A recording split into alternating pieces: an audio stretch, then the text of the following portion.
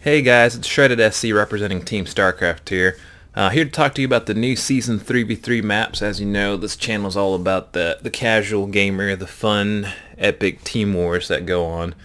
So we're here to give it that coverage, Not a lot of people do this. Most people focus on, the 1v1s. But team games, they're a lot of fun.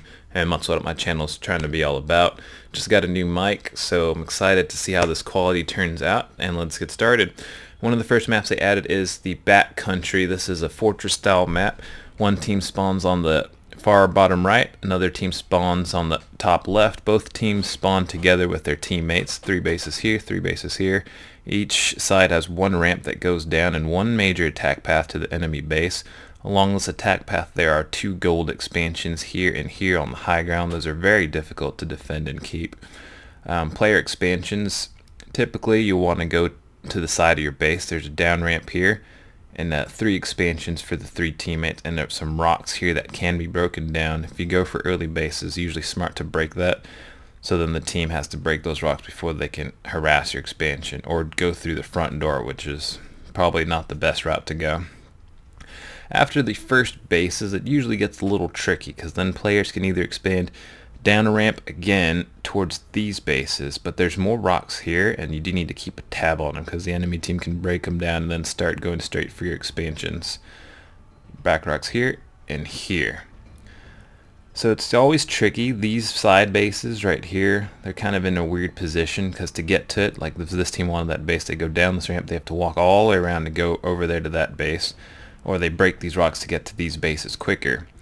But if the enemy team's spanning this way, then this base is very easy for that team to pick off, So all in all, it's been some interesting games. Not really any, very crazy army compilations. I'd say the aggressive team, the team that's attacking, is usually the team that's better off on this map.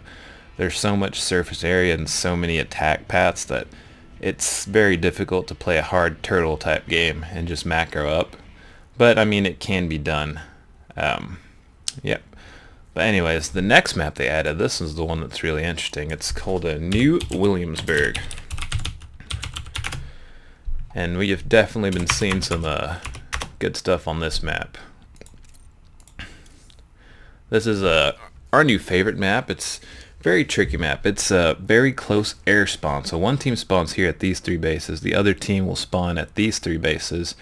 And as you can see, the air distance is real close. This map does favor the early Oracle or early Widowmine drop to try to harass the other team. But another thing is that you have one small ramp here protecting your initial bases, and then to expand you have to go across this kind of valley of death type deal to these 3 bases. And there's a huge ramp here, and granted it is far away from the enemy side, but it's very hard to wall this off or wall here, so early game speedlings and Hellions are actually pretty good on this map just because they can cover the ground distance very quickly and they can harass these bases, and it's very difficult for players to wall it off. So strategies, usually players like leave their army down here to try to cover their expansions, but then you have to also cover this against like air harass. So this map can also be a real pain to play on, just depending what your opponent's doing. So scouting is pretty vital because Widowmine drops, Oracles are viable, early game Speedlings, early game Hellions, but then when it goes into the macro game, it's just a whole nother ball game. Air is pretty dominant. Mass Phoenix is pretty good. Mutas can be good, but they're easily countered by Mass Phoenix or a couple of well placed Thors, and even some late game heavy ground compilations have been doing okay. Like Mech can do good on this map, especially because there's a lot of tight choke points like here, especially sieging up at the watchtowers gives you a lot of ground to cover and covers your tanks. These bases very easy to siege.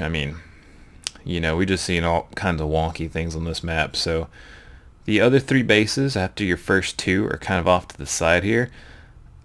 A little bit difficult to defend because you do start getting spread out, and then you have a lot of ground to cover because there's 2 major attack paths. You can go walk this way around a watchtower, then down here, and then this way around a watchtower and down here.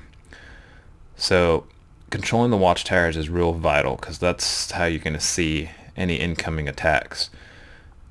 And then there's far bases, like real far out, like here and here, and you see some funny things. Like you can see some Nidoswarm bases or Nidoswarm aggression down here, very difficult to stop.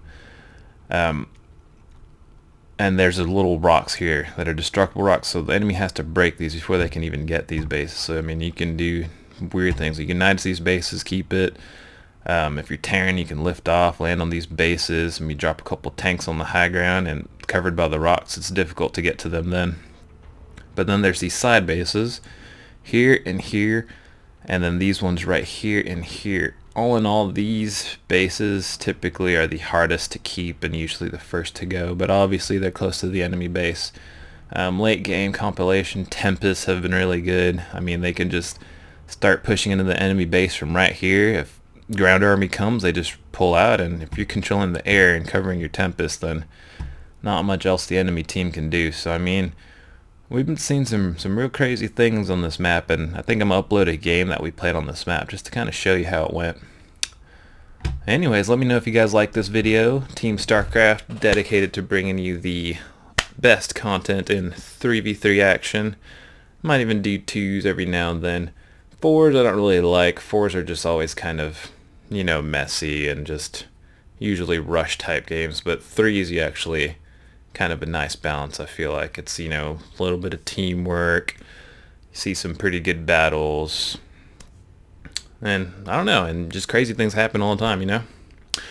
Alright guys, I'll get this video posted shortly, and I think I'm going to commentate another game too, so let me know what you think.